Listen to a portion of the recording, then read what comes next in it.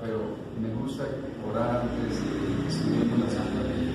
¿Qué tal si nos ponemos de pie nuevamente? Oremos. Santísimo Dios, nos acercamos a usted nuevamente después de alabarte porque solo tú lo mereces, y ahora con el noble propósito de suplicarle que nos des entendimiento en esta noche para entender el mensaje de tu palabra. Ilumínanos, Señor Espíritu Santo, líbranos de caer en el error de malinterpretar tu santa palabra y acláranos tu verdad, lo que tú quieres y deseas que entendamos en esta noche. Te lo pedimos en el nombre del Señor Jesucristo. Amén. Pueden sentarse. Bien, mis apreciados hermanos, queridos, hermanas, vamos a dedicar entonces unos minutos para seguir en el estudio que iniciamos ayer. En la noche de ayer estudiamos unas advertencias preliminares del espíritu de profecía con respecto al tema de la nueva luz y la progresión de la verdad. Y estudiamos todo lo que la sierva de Dios, pues por lo menos algunos pasajes relevantes, cómo entender cuando hay un mensaje nuevo para el pueblo de Dios y cómo se prueba la nueva luz. Luego estudiamos el origen y desarrollo del movimiento universalista, la doctrina del universalismo. Fue un tema introductorio. Esta noche vamos a empezar a tratar los fundamentos de esta enseñanza a la luz de la Biblia. Vamos a probarlos con ayuda del Señor. Pero esta noche es fundamental porque hoy básicamente vamos a tocar el meollo del asunto. ¿Dónde es que estuvo la confusión? ¿Dónde está la clave? ¿Dónde fue que se confundieron muchos?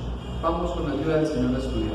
Entonces el tema de esta noche lleva por título Fundamentos de la doctrina universalista. Muy bien, el universalismo pseudo-cristiano. Los promotores de esta posición tratan de presentar una base bíblica para apoyar la esperanza de que todos los hombres serán salvos. Dentro de esta posición existen una infinidad de expresiones, o sea, hay muchas variantes. Algunos sostienen que no hay tal cosa como condenación eterna por el pecado y que todos ascendemos al cielo en el momento de la muerte. Esa es una posición. Otros sienten que inmediato a la muerte debe de haber un periodo de sufrimiento temporario para purificar a los pecadores. Algunos también dicen y sitúan ese sufrimiento, esa prueba temporaria, luego de la resurrección. Interesante todas las posturas. Ciertos individuos y grupos hablan de que todos los hombres serán salvos en el futuro. Otros dicen que son salvos ya, a partir de este momento todos, absolutamente todos. Mire que hay varias posturas. Vamos a mirar qué es lo que pasa. Pero antes de entrar a analizar los pasajes, vamos a mirar unas advertencias que dejó nuestro Señor Jesucristo y el apóstol San Pablo con respecto al estudio de las Escrituras y advirtiéndonos de no equivocarnos en la interpretación, de no ser engañados, incluso nosotros mismos. Saben que uno a veces piensa que otro lo va a engañar, pero uno mismo se puede autoengañar, ¿cierto que sí? Antes, entonces miremos lo que dijo el Señor Jesús, que en el tiempo del fin iba a haber, según Mateo 24:4, respondiendo Jesús les dijo, mirad que nadie os engañe. Y si Jesús dijo que eso iba a ser probable, es porque es verdad. Puede haber mala interpretación y podemos caer en el engaño. El apóstol San Pablo agregó a estas palabras lo que encontramos en segunda carta a los Tesalonicenses, capítulo 2, versículo 3, que dice, nadie os engañe en ninguna manera. ¿Por qué? Porque hay muchas modalidades de engaño, hermanos. Hay muchas modalidades de engaño. Sigue diciendo la Santa Biblia. Pablo fue más allá y explicó algunas maneras de engaño. Miremos algunas. Por ejemplo, Efesios capítulo 5, versículo 6 dice, nadie os engañe con palabras vanas. Este es un tipo de engaño. Palabras como vanas. Porque por estas cosas viene la ira de Dios sobre los hijos de la desobediencia. engaño entonces con palabras vanas. Ahora, Colosenses 2:4 dice: esto os digo para que nadie os engañe con palabras persuasivas. O sea, que puede haber un engaño con palabras vanas, palabras mentirosas. Puede haber un engaño con palabras persuasivas, alguien que sea muy persuasivo, que tenga el don de la influencia. Tremendo, ¿no? Como la Biblia dice: ojo, porque hay varios tipos de engaños. La persuasión. Colosenses 2:8 dice: mirad que nadie os engañe por medio de filosofías y huecas sutilezas basadas en las tradiciones de los hombres, conforme a los elementos del mundo y no según Cristo. Este es otro tipo de engaño, falsas filosofías. Y hay muchas filosofías que surgieron precisamente en el siglo de la luz, en el siglo XVII, que le daban una falsa esperanza al ser humano. Ahí encontramos todas las que terminan en ismo, ¿no? Materialismo, socialismo, humanismo, donde perfeccionismo, donde le decían al hombre: mire, tenemos la solución para que haya igualdad en el mundo, para que haya paz mundial. Pero el tiempo las ha probado y no han dado resultado. Interesante, filosofía de huecas. La raíz de todos los problemas, ahora miremos esto, teológicos, que se pueden, digamos, basar a partir de que cómo estudian la Biblia, es en la pregunta que le hizo el Señor Jesús a un doctor de la ley. Miren dónde está el problema. ¿Por qué malinterpretamos la Biblia? Esta parte me gusta mucho. Lucas 10:26 dice: ¿qué está escrito en la ley y cómo lees? Ahí está la clave, hermanos. Mira, Jesús le dijo eso. ¿Cómo lees? Ahí está el problema. Mire que mi papá, que descansó en la bienaventurada esperanza el año pasado, me decía: a mí una cosa es decir ¿qué sos? y otra es decir ¿qué sos? Interesante, ¿no? ¿Qué sos? ¿Qué sos? ¿O qué sos? ¿Ah? O sea que la Biblia es un libro que tiene unas leyes de interpretación, y cuando no hacemos caso a esas leyes de interpretación, podemos interpretar mal, aunque la Biblia no esté diciendo eso. La pregunta de cómo leemos, eso tiene que... Mire, por eso hay tantas denominaciones, porque unos pastores leen de una manera, una facultad de teología lee de una manera. Por ejemplo, los adventistas, ¿qué opinamos sobre ese pasaje que dice que su gusano no muere y van a estar ahí sufriendo el tormento eterno? Entonces uno dice: caramba, bueno, porque la mayoría de las iglesias evangélicas protestantes creen en el tormento eterno por los siglos de los siglos de los siglos, sin fin. Eso sería un Dios monstruoso. Entonces la clave aquí es aprender a leer la Biblia, y hay unos principios. Por ejemplo, Martín Lutero en la Reforma propuso varios principios. Voy a mencionar algunos. El principio de toda escritura, o sea, toda la escritura es inspirada por Dios. ¿Sí? Quiere decir que la Biblia no se contradice.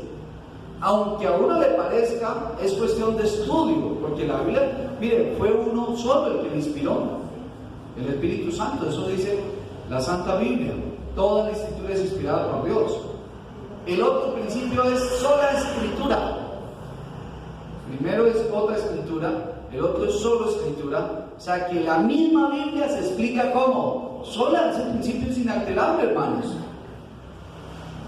Ella misma se explica, y la Biblia dice un poquitico aquí, un poquitico allá. Lo que pasa es que cuando uno tiene un tema que es de estudio, tiene que estudiar todo lo que la Biblia dice al respecto de ese tema. Por ejemplo, el tema del sábado. Usted tiene que estudiar todo lo que la Biblia dice acerca del reposo del Señor, ¿cierto?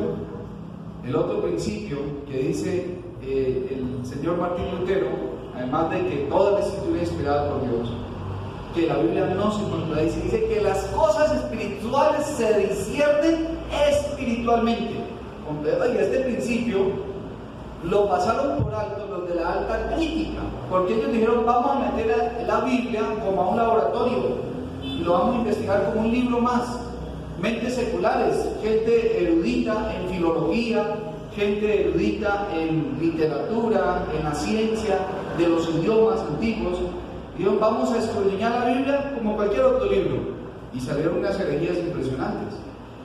Resulta que para entender la Biblia se necesita ser una persona que esté ungida por el Espíritu Santo. Amén. Y por eso es que los adventistas tenemos la buena costumbre de, antes de leer la Biblia, oramos. ¿Ah? El otro principio es que un texto fuera de contexto es un pretexto. O sea, yo no puedo sacar. Mira, yo pongo este ejemplo siempre. Si usted va pasando por una casa y usted escucha la palabra feo, entonces usted va pasando y dice, me dijeron feo. Eso es sacar de contexto. Usted no sabe, pero si usted acerca, estaban hablando de un carro o de algo, me dijeron que era feo. O sea, algo parecido. Cuando usted aísla un pasaje de la Biblia, sale con alguna cosa herética, sí, que va en contra de toda la Biblia. Entonces aquí la clave es cómo leemos. Ahora, ¿dónde está el problema de los caballeros o del movimiento universalista internacional? Anoche dijimos que esto es un movimiento mundial, es un movimiento ecuménico también, está recogiendo gente de todas las iglesias. Esto es impresionante. Ahora, el universalismo tiene su problema en cómo lee una palabrita. Oye, y de esa palabra hicieron todo su movimiento, de una palabra, malinterpretaron esa palabra, la sacan de su contexto. ¿Cuál es esa palabra? La palabra todo. Esa es, no más. Ay, qué interesante, ¿no?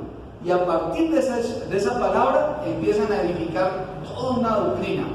¿Por qué? La esperanza de la salvación del universalista parece descansar en la presuposición de que la palabra todos significa todos los seres humanos que viven, que vivieron y vivirán. Miren, ojo ahí, porque aquí es donde vamos a analizar algunos pasajes que la Iglesia Universalista Internacional presenta como base para decir que todos los seres humanos serán salvos, absolutamente todos. ¿Quieren mirar esos pasajes? Arranquemos.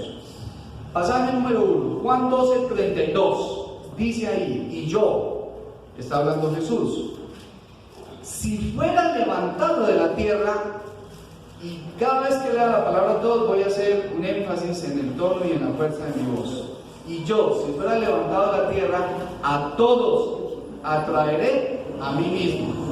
Entonces el que cree que todos serán salvos dice, ¿a cuántos es que va a traer el Señor? ¿A cuántos? A todos. Interesante, ¿no? Y uno dice, ¿verdad? Pero dice que a todos, ¿no? Otra, 1 Corintios 15:22, esta es muy famosa. Así como en Adán todos mueren, también en Cristo todos serán vivificados. Claro, dicen ellos. Romanos 5:18. Así que como por la transgresión de uno vino la condenación, ¿a cuántos? A todos los hombres. De la misma manera, para la justicia de uno vino a todos los hombres la justificación de vida. Claro, entonces uno dice, pues obvio, aquí la Biblia está diciendo todo, ¿no? Sigamos leyendo más pasajes. 2 Corintios 5:14. Porque el amor de Cristo nos constriñe, pensando esto, que si uno murió por todos, luego todos murieron. Primera carta de Timoteo 2:4. El cual quiere que todos los hombres sean salvos y vengan al conocimiento de la verdad. Segunda de Pedro 3:9, muy conocido. El Señor no retarda su promesa, según algunos la tienen por tardanza, sino que es paciente para con nosotros, no queriendo que ninguno que perezca, sino que todos procedan al arrepentimiento. Juan 5:28. No os asombréis de esto, porque llegará la hora cuando todos los que están en los sepulcros oirán su voz y resucitarán. Caramba, entonces uno dice, Dios mío, obvio, aquí dice todos, todos. Ahora, ¿habrá otra manera de entender la palabra todos en la Biblia? Vamos a mirar. Vamos a mirar otro grupo de pasajes donde también se dice la palabra todos. Y vamos a comprender esta noche, a distinguir cómo se debe aplicar todos de acuerdo al contexto. Miremos por ejemplo este pasaje. Génesis 3:9, dice así la Santa Biblia: todo lo que se mueve y vive será ¿de qué? De alimento. ¿Qué será de alimento? Según este pasaje bíblico, todo. Buenas noches. Todo lo que, oiga, pero no olviden aquí que el énfasis es la palabra todos. Todo lo que se mueve y vive será ¿qué? Para comer. El alimento, dice la Santa Biblia. Lo mismo que, buenas noches, bienvenidos, Dios les bendiga. Y luego dice, lo mismo que las legumbres y las plantas verdes, os los he dado ¿qué? Todo. Pregunta del millón. Aquí viene la pregunta buena. Si todo es todo y punto, según este pasaje, Dios ordenó comer ¿de qué? De todo. Roedores, reptiles, moluscos, y hasta ordenó y permitió el canibalismo, porque todo lo que se mueve y vive será de alimento, según esta palabra. Ahí dice, todo lo que se mueve y vive será de alimento, hasta personas, según este. O sea, si todo es todo, y yo interpreto así la palabra que todo es absolutamente todo, sin condiciones ni limitaciones, entonces aquí hay que comer de todo lo que se mueve y vive. Otro pasaje. Miren que este pasaje ya nos va abriendo la mente de que hay otras maneras de entender la palabra todo. Ahora les voy a explicar cómo es que se entiende todo. Entonces, miren este pasaje tan impresionante. Mateo 3, 5 y 16. Para los amigos, de pronto ahí están proyectados los pasajes. Dice la Biblia: y salía a él, ¿cuánta gente? Y toda Judea y toda la provincia alrededor del Jordán, y eran bautizados por él. ¿En dónde? En el Jordán, confesando sus pecados. Oiga, aquí dice que toda Judea y toda la provincia venían, confesaban sus pecados y eran bautizados. ¿Qué le parece? Si todos es todos, pregunta el millón, ¿significa que Anás, Caifás y Herodes también fueron bautizados? Pues ya dice todos. ¿Será que ellos también fueron, se arrepintieron, confesaron sus pecados? No, lo sabemos que no, obviamente sabemos que no. La historia lo dice, que ellos persistieron en atacar a Jesús y hacerle juicio injusto y condenarlo hasta que lo mataron. Ahora, Marcos, miren este otro pasaje, Mateo 10:22. Y seréis aborrecidos por todos por causa de mi nombre. Significaba que iban a ser aborrecidos por los que vivían en Egipto en ese momento. Si yo soy cristiano en este momento, yo soy aborrecido por la gente de Estados Unidos. Toda la gente de Estados Unidos me aborrece a mí por ser cristiano. ¿Quién me aborrece a mí realmente? El contexto me está explicando que llegará un momento que los seres que están al lado de uno por hacerse cristiano lo van a llegar a aborrecer. Todos los que estén a su alrededor, en su familia, van a ser, dice la Biblia, que los propios de su casa van a volverse sus propios enemigos. Pero aquí dicen todos. ¿Qué le parece? Otro texto, Marcos 5:12. Los endemoniados de Gadara, 2 endemoniados, ¿recuerdan? Y le rogaron todos los demonios diciendo, ¿cuántos? Todos. Envíanos a los cerdos para que entremos a ellos. Y Jesús les dijo, vayan. ¿Y qué hicieron los cerdos? Se tiraron y se ahogaron. Pregunta al millón. O sea que ya no hay demonios, ya no hay espíritus demoníacos porque todos se ahogaron ese día. ¿O cuáles todos? Todos los que estaban ahí dentro de los hombres. Gracias, Luis Carlos. Sí nota la palabra todos. Pero miremos más ejemplos. Marcos 1:5. Y salían a él toda la provincia de Judea, y escucha esto, y todos los de Jerusalén eran bautizados en el río Jordán, confesando sus pecados. Vuelvo y pregunto, ¿ahí estaban los que increparon y los verdugos que dieron la orden de matar a Jesús? No, ahí no estaban.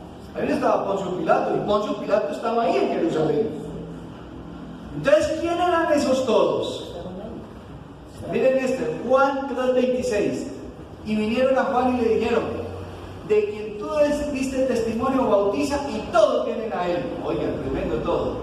Ahora, estos pasajes prueban más allá de cualquier duda que es imposible suponer que la palabra todos significa automáticamente todos, o sea, todo individuo que ha existido, existe y existirá. Estos pasajes dejan manifiesto que eso es un error, entender la Biblia de esa manera. Ahora, la pregunta del millón es, si Jesús verdaderamente murió por todos, ¿por cuáles todos? Esa es la pregunta. Si todos resucitarán, porque como dice Juan, si todos van a resucitar, entonces, ¿quiere decir que todos los que resuciten serán para vida eterna? Buena pregunta. Muy bien. ¿Qué dice la Biblia con respecto a la salvación? ¿Cómo es que se salva un ser humano? Y aquí voy a retomar el tema que prediqué el sábado, que estuve aquí, pero ya de una manera resumida, sucinta y al punto, porque ese tema realmente es el soporte para demostrar que esa palabra, todos tienen condiciones. Pero hagamos un examen más detallado de la palabra todos, ¿le parece bien? Ahora, ¿cuántas palabras se usan en el Nuevo Testamento para la palabra todos, en el griego? ¿Ah? Interesante, ¿no? Cuando uno hace un estudio, yo gozo de tener el Nuevo Testamento en griego en mi casa, y uno va y lee y se da cuenta cuando dice todos, ahí hay una palabrita para todos. ¿Sabe cuál es? En griego es paz. Pero de acuerdo al caso en el que esté la oración, siendo nominativo, acusativo, genitivo, cambia la terminación de ese sustantivo. Puede ser pantes, pantos, pero la base, la raíz de esa palabra es paz, y significa todos.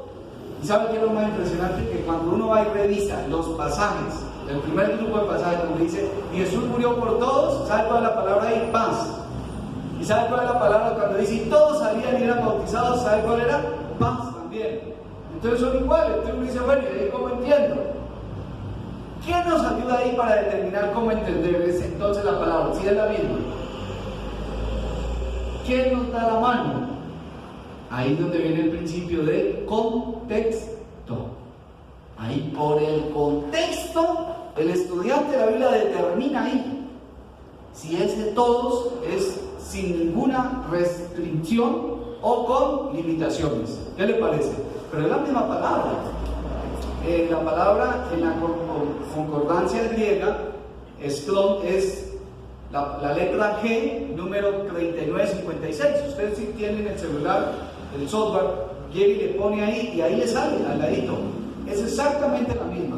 O sea que no podemos decir que para esto es una palabra y para esto no, es la misma. ¿Qué nos ayuda a determinar? El contexto, mis queridos hermanos. El contexto. Y mire, hermanos, ¿saben qué es lo que realmente a mí me duele el corazón?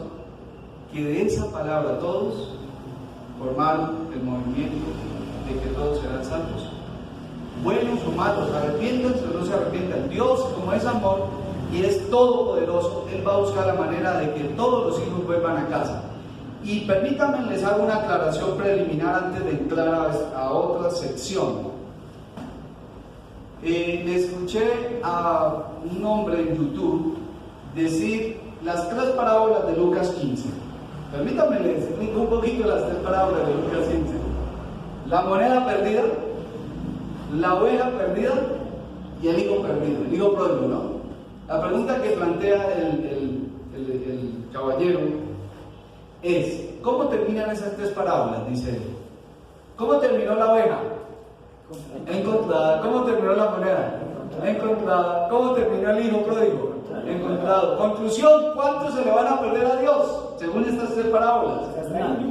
Ninguno. Todos fueron encontrados. Ahora, ¿cuál era el propósito de Jesús de explicar estas 3 parábolas? ¿Era decirte que finalmente todos se iban a salvar? ¿O el énfasis era decirle que Dios a todos los está buscando? Ahora, le hago una preguntita así bien sencilla. La oveja, literalmente, sabe cuando... ¿Una oveja sabe cuando está perdida o no? ¿Qué dice? John sí sabe. Lo que no sabe la oveja es cómo regresar. Por ejemplo, cuando un ternero o una oveja se extravía, él bala, por todo lado. Él siente que se alejó del rebaño. Qué interesante, ¿no? La moneda no.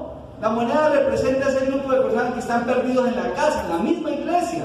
Están ahí, pero realmente están como perdidos. Y ellos ni se han dado cuenta. Y creen que por obediencia o legalismo están bien, pero están perdidos. ¿Qué le parece?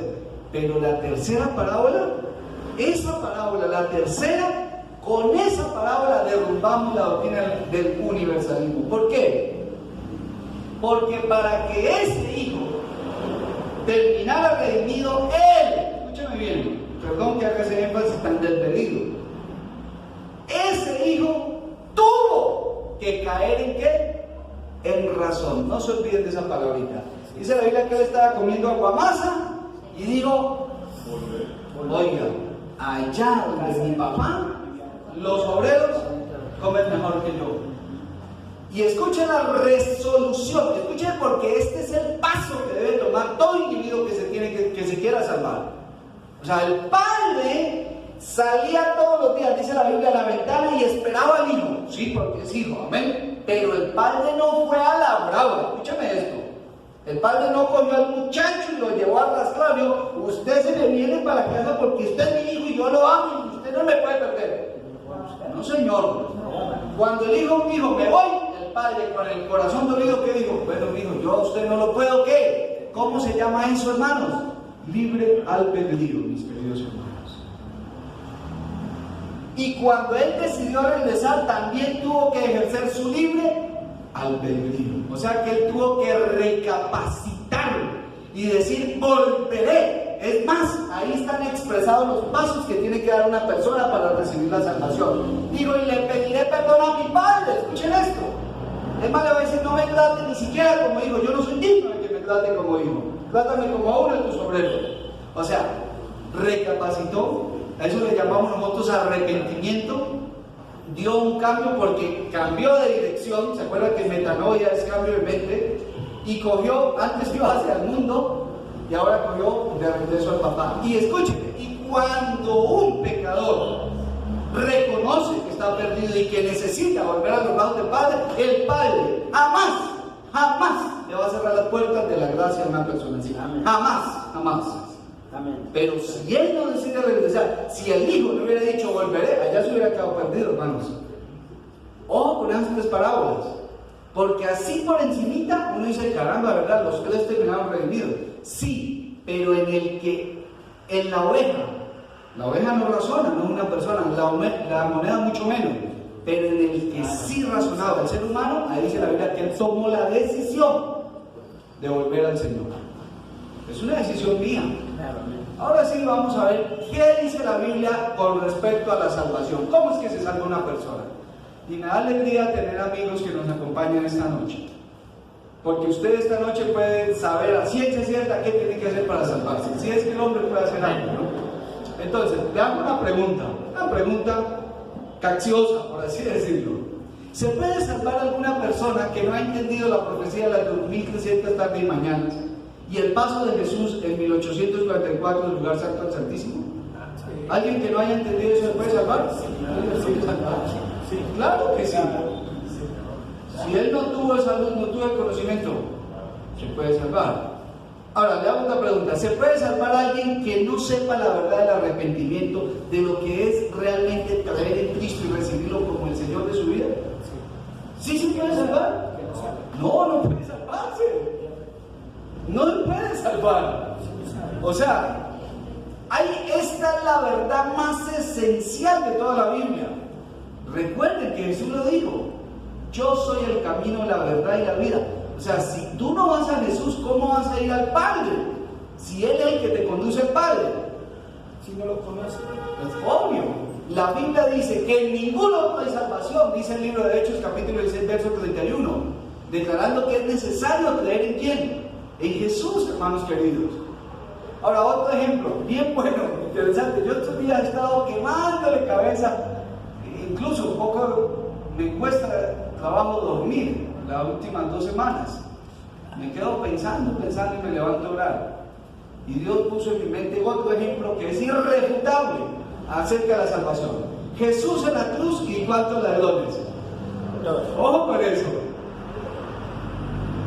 ¿Cuál de los 2 ladrones, a cuál de los 2 Jesús dijo: ojo, compañero, porque usted va a estar conmigo en el paraíso? Al ladrón. ¿Ambos eran ladrones? ¿Ambos eran malos? ¿Ambos eran pecadores? Sí. ¿Qué marcó la diferencia? Que uno de ellos reconoció que el que estaba ahí era el Hijo de Dios. Amén. Y el otro más bien hizo burla, oprobio y se mofó de Jesús. Amén. Miren, hermano, ahí están los dos grupos. ¿Y a cuál de los dos Jesús le prometió? Al que lo reconoció. Escúcheme, porque puede ser que alguien no alcance a bautizarse, alguien no alcance a guardar el sábado, alguien no alcance a darle sus frutos, y no reconozca a Jesús y se muera. Si esa persona, aún en su lecho de muerte, hermano, porque ahí viene el misterio, este es el gran amor de Dios, pero sin el lecho de muerte, con corazón sincero, eso lo sabe solo Dios, dice: Señor, perdóname, recibo a Jesús, y cierra los ojos y muere. Yo creo, según la experiencia de los dos ladrones, que esa persona se salva, hermanos. Pero les voy a decir algo: no todos recibimos la salvación de una manera tan dramática. No todos la recibimos cuando ya nos estamos muriendo en los últimos 5 minutos. Y es mucho el riesgo. Claro, obvio, la mayoría de nosotros tenemos tiempo para tomar la decisión sin necesidad de estarnos muriendo. ¿Te das cuenta, hermanos? Pero esto lo digo porque Dios es amor y ahí es donde uno puede ver esa gracia. Pero el ladrón tuvo que reconocerlo, hermano. El ladrón lo reconoció, no olvidemos eso. Y el otro ladrón dijo: no lo reconoció. Hablemos del plan de salvación. Ya, yo voy a correr aquí. Yo voy a correr. ¿Por qué necesitamos salvación? El pecado nos esclavizó. Eso lo expliqué y ahí están los textos, Romanos 6, 12 y 6. Yo lo prediqué el sábado que estuve aquí. ¿Recuerdan que leímos pasaje por pasaje? Yo no voy a leer ahora pasaje por pasaje. ¿Por qué necesitamos salvación? Porque la Biblia dice que la paga del pecado es muerte. Romanos 6, 23 y 23. Así es. Estamos condenados, pecadores, perdidos.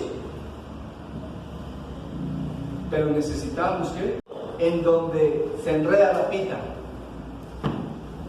Aquí vuelve y se le enreda la pita a los señores del movimiento universalista. ¿Saben por qué? Oye, hermano, es increíble. Hay una traducción de la Biblia moderna que ellos sacaron y torcieron ese texto. ¿Saben cómo dice el texto? Para que todos aquellos que en él crean. ¿Cómo dice? La versión de ellos dice: para que todos aquellos, o sea, hacen de la salvación un asunto como grupal. Eso es gravísimo, hermano. Eso es como decir: si yo soy hijo de Julio por ser hijo de él, ahí voy con esa tandada. ¿Cómo estará en el griego, pastor? No, pues en el griego está como el Juan 3:16, aquel que está, ahí está en el singular masculino de la tercera persona, está definido. Ahí no hay razón de perderse. En la Biblia en el griego dice todo aquel. O sea, lo está poniendo de una manera en singular. O sea, es una decisión como personal. Porque si fuera así, entonces uno dice: no, pues entonces Dios salva por familias. No, hermano. Si mi hija está bien en los caminos de Dios y yo me aparto y nos morimos los dos al mismo tiempo, Dios va a salvar a la hija. Porque ella tomó no, que porque era hija o era mi nieta o era mi nieto, entonces yo también lo salvo. Así es mi nieto. Toda la vida me haya dado la espalda y decía a viva voz: no creo en Dios, no quiero nada con Dios, y se murió diciendo eso un día, le dio un infarto. Entonces Dios dice: no, yo te salvo porque pues tu mamá era cristiana, entonces yo te salvo. ¿Cómo le parece eso? Pero aquí la condición explícita en Juan 3:16 es todo aquel, y aquí viene lo bueno, todo aquel. O sea, ¿cuál es el deseo de Dios realmente? De que ¿cuántos se salven según este pasaje? Todos, hermanos. Dios quiere que todos nos salvemos, pero la respuesta de quiénes se van a salvar no es de Dios. ¿Sabe quién es? Ahí dice: todo aquel que en él cree. O sea, todo, sí, ahí viene otra vez la palabra todo, en paz. Pero todo aquel que en él cree no se pierda, mas tenga que vida eterna. Ahora, ¿qué dice el verso 17? Los adventistas nos sabemos de memoria el 16, más no el 17 y el 18. El 17 y el 18 nos aclaran quiénes no se van a salvar. Oiga, tremendo, hermano, nos leen solo el 16. Pero si tan solo, aquí viene lo que les digo del contexto. Si tan solo leyéramos el 17 y el 16, uno dice: oh, Dios mío, pero hay unos que se van a perder, otros que van a... ¿Qué hay que hacer para perderse? Según el verso 17. ¿Quién lo quiere leer? Yo creo. Léalo, alguien que lo lea a viva voz. Porque no envió Dios a su Hijo al mundo para condenar al mundo, sino para que el mundo sea salvo por él. Amén. Y eso está muy bien. Lea el 18. El que en él cree no es condenado. Espera ahí. El que en él cree no es qué? No es condenado. Listo. Y a los universalistas les encantaría, les fascinaría que hasta ahí llegara el texto bíblico. Eso sería lo mejor. Pero ¿qué sigue diciendo el texto? Pero el que no cree ya ha sido condenado. ¿Cómo es que es, hermanos? El que no cree que Ya ha sido entonces iba a haber gente que va a estar condenada porque Dios quiere que se condene. No, es porque esa persona decide no creer en Dios, no creer en la salvación. Claro. O sea que en últimas, apreciados amigos, salvarse y perderse no es decisión de Dios, hermanos. Es decisión que mía, es mi decisión.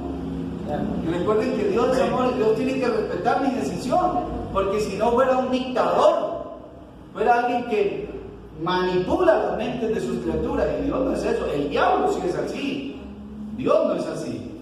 Oh, bien, quedó claro el asunto entonces sobre a quiénes es que Dios salva, a los que creen, aunque Dios quiere que todos crean. Sigan. La marca es tan linda que explica, léatelo, Carlitos. Dice, bueno, a ver, repitámoslo, el que en él cree no es condenado, pero el que no cree ya ha sido condenado, porque no ha creído en el nombre del unigénito Hijo de Dios. ¿Cómo le parece? Por eso es que la Biblia dice, querida Irma, no hay otro nombre dado bajo el cielo a los hombres que pueda ser salvo. Dice, el que no ha creído al nombre del unigénito Hijo. O sea, la clave aquí es creer en ese bendito nombre del unigénito Hijo. Ahora, pasemos. ¿Cuáles fueron los requerimientos del plan de la salvación? Así, muy bueno el plan. ¿Y el plan qué exige? Porque los planes también requieren sacrificio, hay costos, hay que asumir, ¿no? Ahora, voy a leer este párrafo tomado del libro Teología Sistemática del pastor y doctor Marcos Tulio Terreros, teólogo colombiano. Dice así, en su libro: cuando el hombre pecó, como consecuencia debía ¿qué? Morir. Pues la paga del pecado es la muerte. Esto puso a Dios en un terrible dilema: amor y justicia. La penalidad por el pecado debía ser pagada. ¿Qué haría Dios para salir de esta encrucijada? Tengo que cumplir mi palabra. Yo les dije que el día que coman van a morir. Pero Dios amaba a Daniel, amén. ¿Qué iba a hacer Dios? Alguien debía pagar. Eso dice Hebreos 9:22. Así que Dios mismo asumiría las consecuencias del pecado en la persona de su Hijo Jesús. Amén. ¿Cómo le parece, hermanos? Amén. Y a Jesús nadie lo obligó. Dice una escritora cristiana, Elena Harmon de White, profeta, la consideramos los adventistas. Dice Elena Harmon de White que los ángeles, y aún los ángeles más encumbrados, se ofrecieron, y a ellos no les cabía en la cabeza que su general, que su líder, Jesús de Nazaret, Miguel, viniera a la tierra a morir por el ser humano. Pues eso no cabía en su mente, pero en la mente de un Dios de amor. Y Jesús se ofreció. Jesús no fue que lo obligaron. Dijo, yo voy, y lo redimo. Y miren, mis queridos hermanos, no había más de otra. Gálatas capítulo 3, versículo 13, dice que Jesús llevó la maldición del pecado por amor a nosotros. Jesús se hizo pecado por ti y por mí. ¿Eso no es amor? O sea, en otras palabras, yo voy y saco una nevera a un almacén, pongamos un ejemplo, IBG, y yo me comprometo a pagar unas cuotas, y los primeros meses, pues casi siempre uno paga muy bien, ¿no? Se espera que así sea, pero luego va acumulando la cuestión, y IBG le manda notificación, oh, que están atrasados, intereses y capital, y uno es estresado, hasta que un día llega IBG a la puerta de su casa, toca y dice, me les llevo la nevera, mis hermanos, porque no pagó su deuda, y esa familia es impotente de pagarla porque está sumergida en deudas o crisis económica y no puede pagar.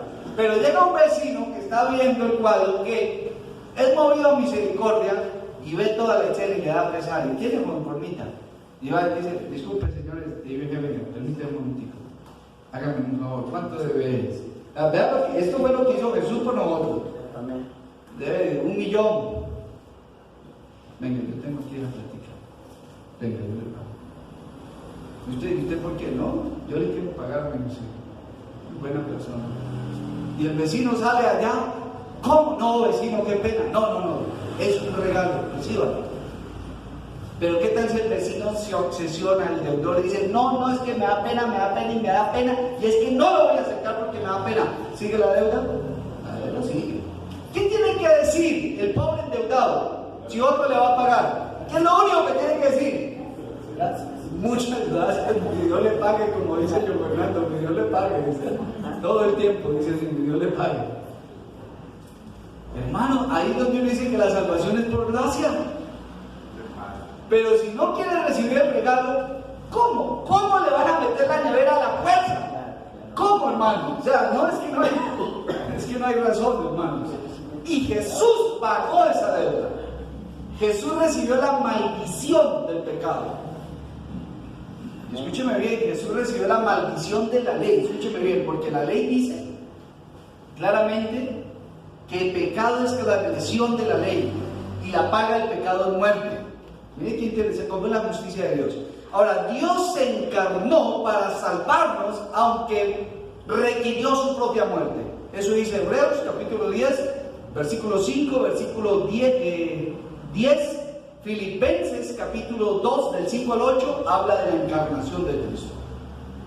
Hermano, la Biblia dice que Él es igual a Dios, y Él no se aferró a su debilidad como el Padre, y se despojó. Y nótese lo que dice ahí la Biblia.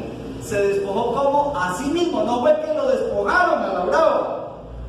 Otra cosa es que a usted venga y le quiten las vestiduras reales y diga, me va a salvar de poco de gente y me hace el favor. Quiera o no quiera, mi joven. No, Dios no dijo eso.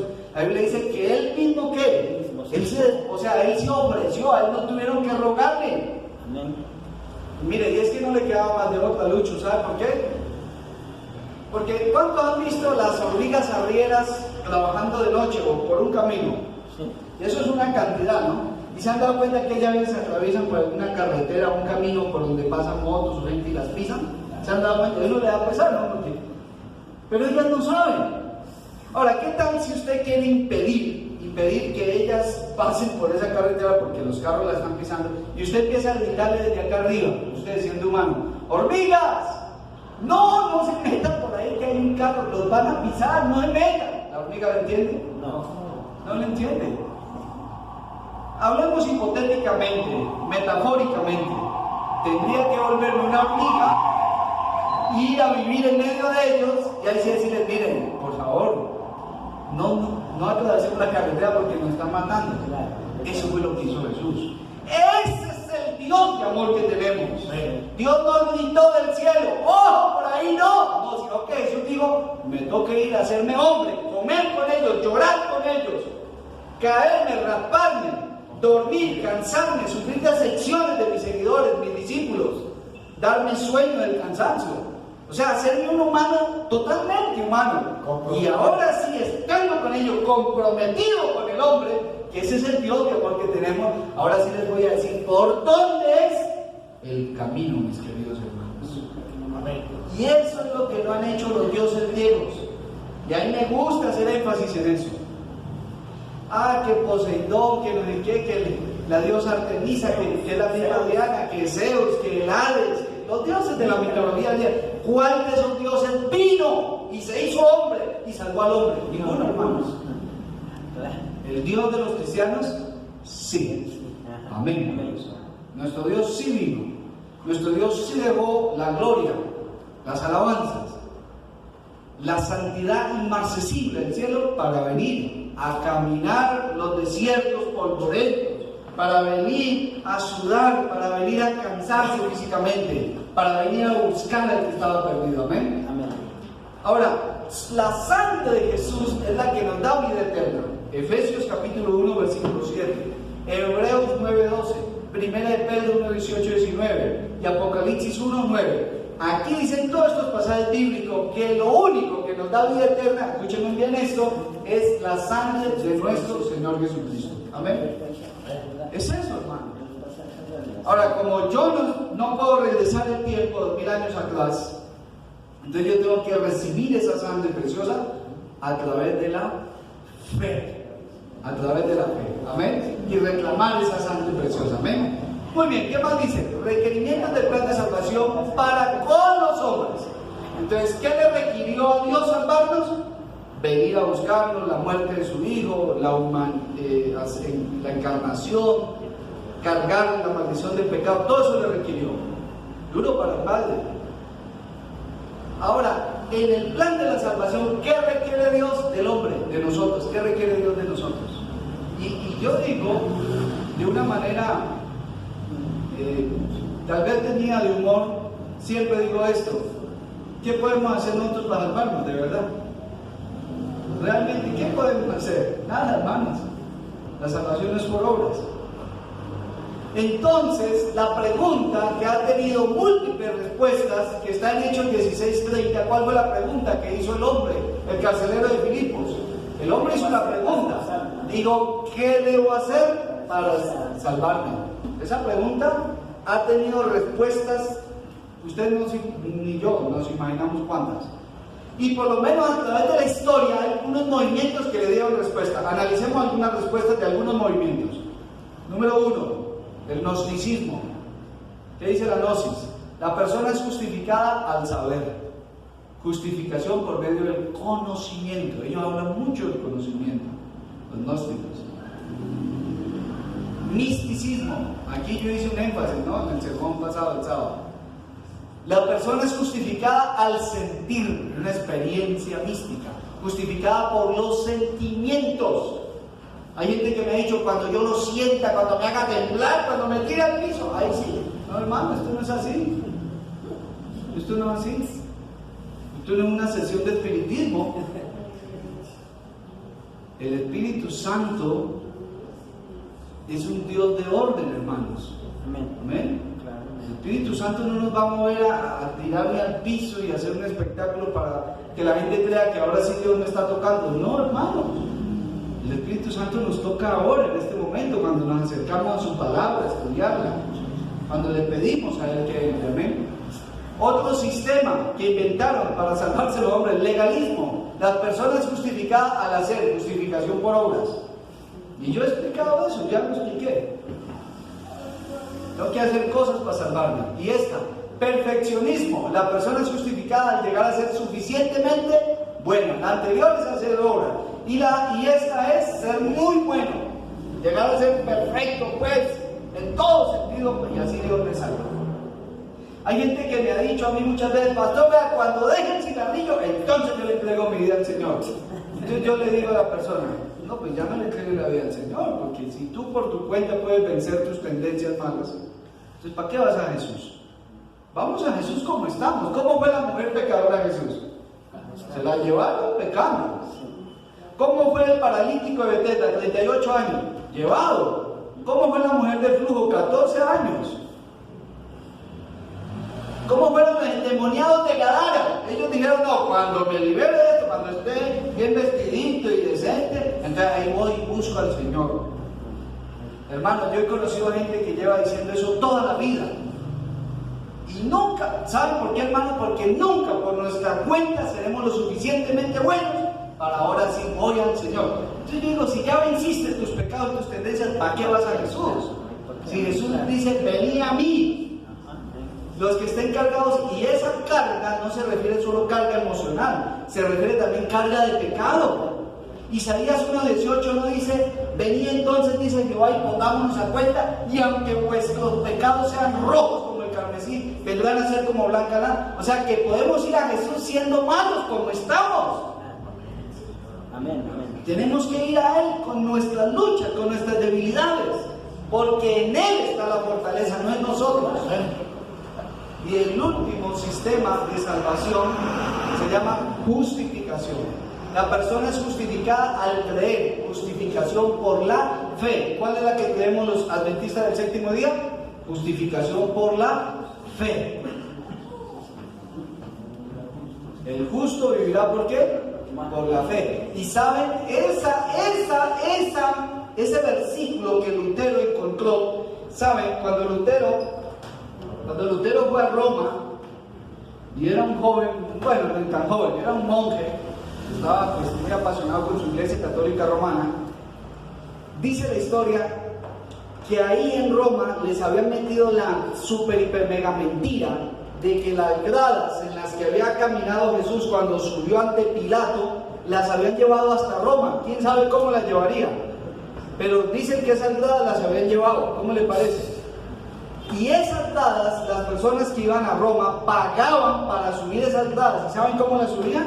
De rodillas, mi hermano querido. Y la historia dice que Lutero, pues como buen monje católico, fue y quiso subir las gradas por donde, entre comillas, subió el Señor Jesús.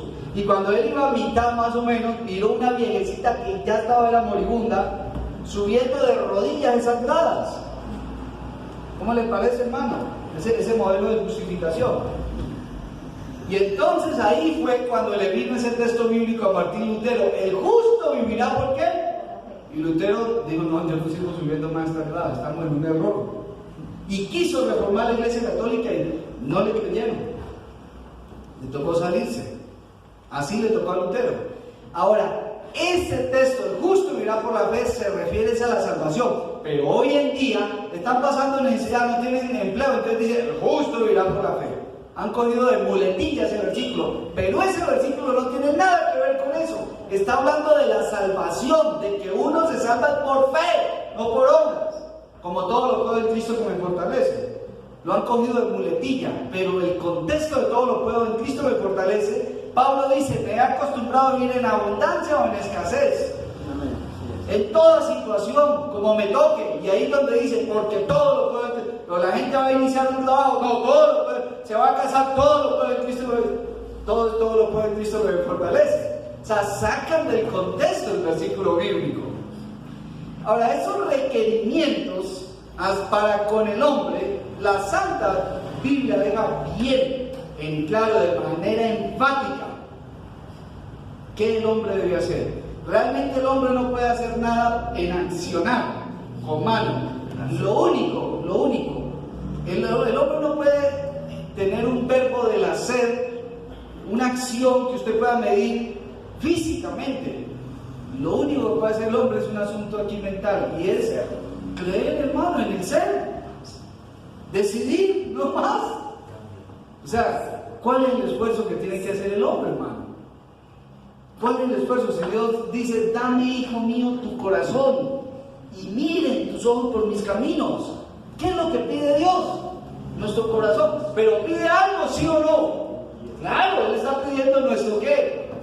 Pero si yo digo: no, yo no le doy mi corazón le pertenece al diablo, y se muere, no, entonces Dios lo va a salvar finalmente porque todos serán salvos. No, hermanos. No, hermanos queridos, la Biblia deja claro que es necesario creer por fe. Romanos capítulo 3, versículo 22 al 24, Romanos 4, 4 al 6, Filipenses 3, 8 y 9, Romanos 1, 17, Romanos 3, 30, Gálatas 2, 16. Todos esos pasajes bíblicos digan bien claro que es necesario creer en el Hijo de Dios. Amén. Ahora, el Espíritu Santo toca a todo, escúcheme bien, a todo individuo, y lo trata de persuadir para que vaya a Jesús. Escuchen esto, hermano. Nadie me puede decir a mí: no, pero eso es cuando ya cae en razón y entonces ahora sí puede ir a Dios. No. ¿Y quién lo hace caer en razón, hermano? ¿Él solo?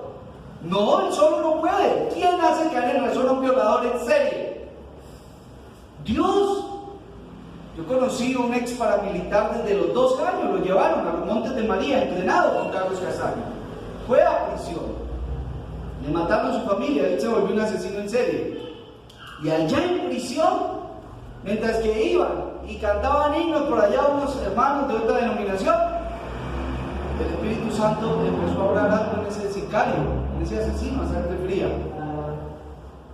Y salió, y apenas salió de la cárcel, lo primero que hizo fue buscar una iglesia.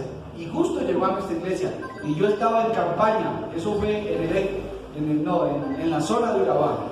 Yo miraba a ese hombre que lloraba ahí todas las noches, escuchaba escuchando el sermón y me acerqué y le pregunté y me contó su historia. Impresionante. Entonces no podemos decir que Dios no puede tocar a alguien que está sumergido en su pecado. Sí lo puede tocar. Es más, Dios tiene maneras de hablarle a las personas, inclusive por sueños. Dice el libro de Job capítulo 33, dice: Dios habla al hombre de muchas maneras, pero el hombre no entiende. Y cuando el hombre llega a su lecho a dormir y cae en el sueño profundo, Dios le revela también al hombre. Ha habido gente que no ha tenido contacto con ningún cristiano y Dios le dio un sueño y le habló y le hizo sentir que estaba perdido y llevado, y esa persona buscó de Dios. ¿No les parece increíble, hermanos? O sea, el Espíritu Santo es el que conmueve. Yo no puedo decir que alguien que está en serie en algún pecado no está capacitado para poder escuchar la voz de Dios. Sí está capacitado. ¿Por qué cree que la Biblia dice: si tus pecados son rojos como el carmesí? O sea, ¿a quién le está hablando? ¿A gente que ya está bien o a los que están mal? Están mal. ¿A quién le está hablando el libro de Isaías capítulo 1 cuando dice: oh, esta casa es rebelde, desde la planta del pie hasta la coronilla está como una llaga como podrida? Está haciendo una ilustración de que están llevados pues en el pecado. Y a esa gente es que Dios le dice: volveos, no sean rebeldes. ¿Por qué quieren morir, casa de Israel? Qué interesante, ¿no? O sea que Dios sí puede llamar al pecador en su situación como esté. Ahora, esos requerimientos para el hombre son, por lo menos, 3 cosas. Hay muchas más, pero quiero mencionar las 3 principales. La aceptación de la salvación debe evidenciarse a través del arrepentimiento, la confesión y la conversión. Arrepentimiento. Salmo 51, 2. Ahí está el arrepentimiento del rey David. Ahí está. Mateo 4, 17. Juan Bautista diciéndole a los que iban a escuchar, ¿qué les decía? Arrepentidos. Y miren lo que les decía Juan en la cara: ustedes son una generación de culebras, son gente peligrosísima, pero si se arrepienten, bendito Dios, amén. Hermano, es que la Biblia dice en Romanos capítulo 3, versículo 23 y 24: por cuanto todos pecaron. Hermano, ¿quién es bueno aquí? Todos somos miserables pecadores. Solo por la gracia de Dios podemos salvarnos. El segundo acto que debe hacer una persona inmediatamente empieza a ser tocado por el Espíritu Santo es la confesión, mi querido hermano. Y ojo con esto, porque esto sí es vital, mi querido hermano. La confesión es el fruto del arrepentimiento. Primera de Juan 1:9 dice: si confesamos nuestros pecados, Él es fiel y justo para perdonarnos y limpiarnos ¿de qué? De toda maldad. Cambiemos el pasaje, a ver pues. Si no confesamos nuestros pecados, Él no es fiel y justo para perdonarnos y limpiarnos de toda maldad. ¿Cuál es la clave? ¿El sí o el no? Si confesamos, Sí. si no confesamos, No. Entonces, ahora, ¿cuál es el pecado que Dios no puede perdonar? El que no le confesamos, hermano. Ahora, si es cierto de que Dios va a perdonar todos los pecados de todo el mundo, bueno, malo, arrepentido o no arrepentido, entonces ¿por qué la Biblia dice que hay un pecado que es como? imperdonable. Entonces, ¿qué hago con ese pasaje bíblico, hermano? Es la blasfemia contra el Espíritu Santo. Claro, ¿y qué es la blasfemia contra el Espíritu Santo? Escúcheme, es atribuirle los milagros de Dios que nadie puede negar, atribuírselos al demonio. Esa es la blasfemia contra el Espíritu Santo. La Biblia dice que el que cometa ese pecado no le es perdonado. Oiga, tremendo, ¿no? Entonces Dios miente. ¿Qué hago con el pasaje? ¿Lo arranco?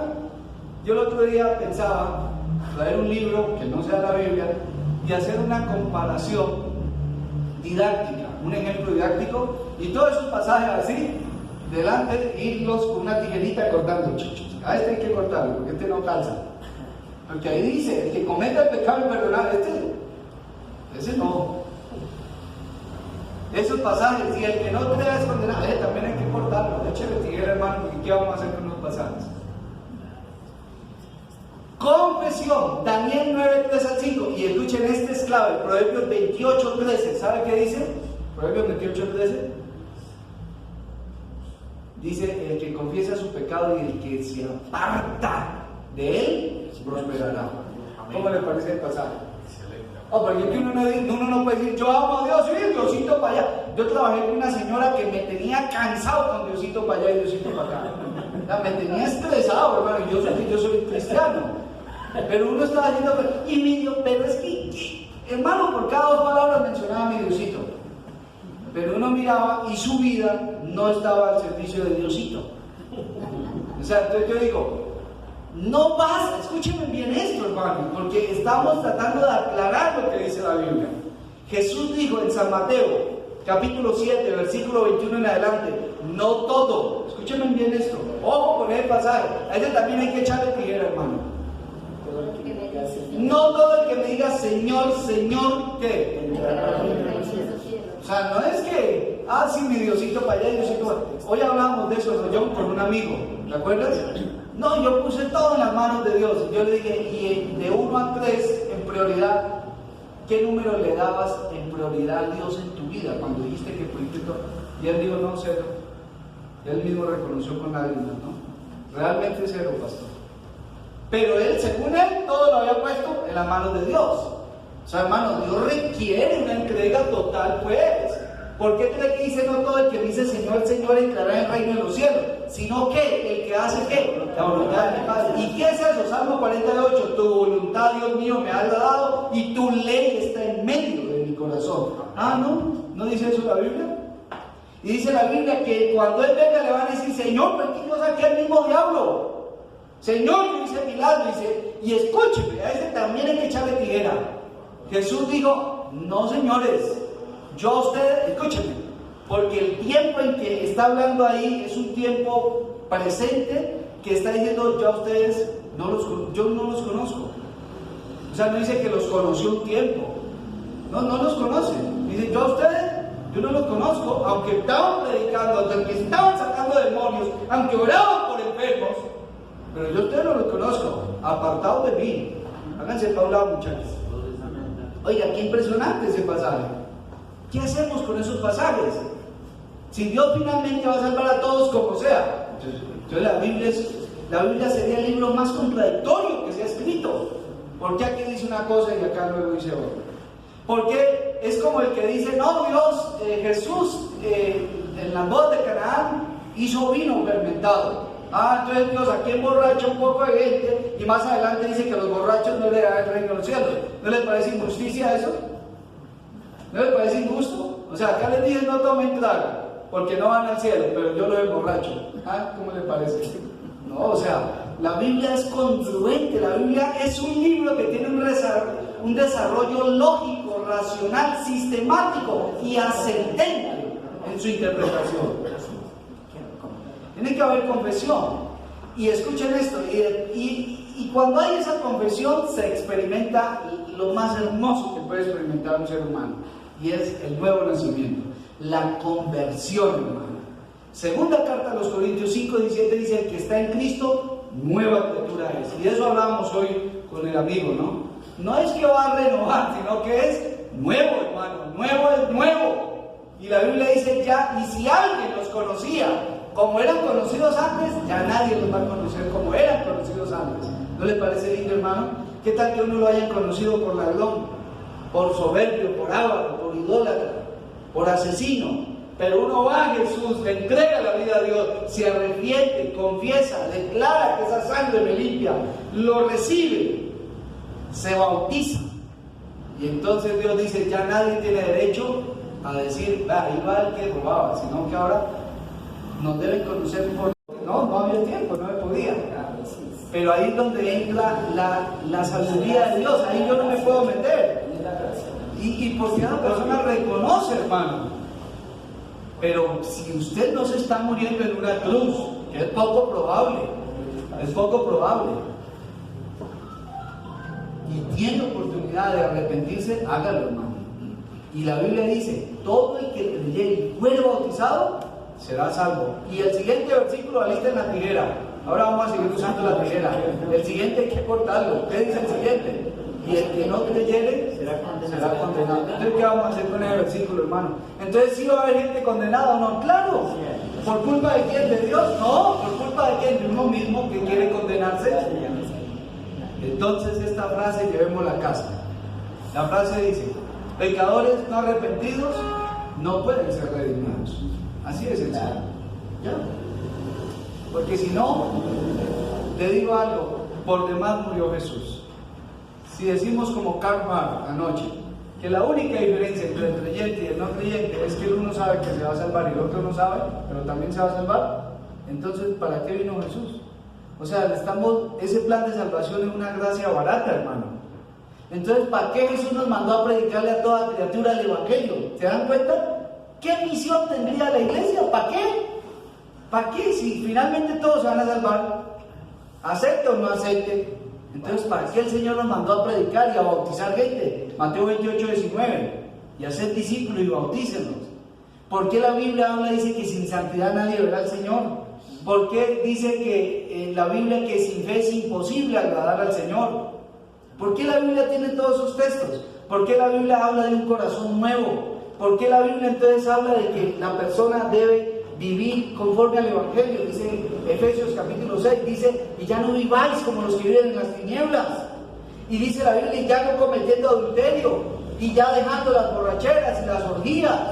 ¿Por qué Gálatas capítulo 5 dice que ya no debemos vivir en las obras de la carne, y debemos vivir más bien en el Espíritu y sus 9 frutos? Entonces, ¿todo eso para quién es? Si finalmente Dios va a salvar a todos, hasta al ateo más grande que haya dicho, no, yo no creo, y yo le hago la guerra a Dios y a todo el que es cristiano. Y como yo le ponía el ejemplo a un amigo, y si en ese acto muere, diciendo no creo, no creo y no creo, y finalmente en la resurrección, porque todos resucitarán buenos y malos, Dios decide salvarlo. Pregunta, ¿eso no es un Dios arbitrario? ¿Eso no es un Dios arbitrario el que coge a otro por la brava y lo mete? Eso es ser muy arbitrario. Porque él no quería. Claro, pero el tema de mañana, ¿sabe cómo se llama? No me lo pierda. Si usted se iba a perder un tema, era este. El de mañana no lo puede perder. Se llama la cuestión del libre albedrío y la condenación de los impíos. Mañana a la luz de la Biblia vamos a ver, ¿hay o no hay libre albedrío? ¿Puedo decidir o no puedo decidir? Y vamos a ver qué dice la Biblia con respecto a la condenación de los impíos. Bueno, hermanos, Dios me les bendiga. Vamos a poner de pie y vamos a orar. Amén. Vamos a orar. Oremos. Padre Santísimo, hoy hemos estudiado varios pasajes de la Biblia donde hemos comparado la palabra todos.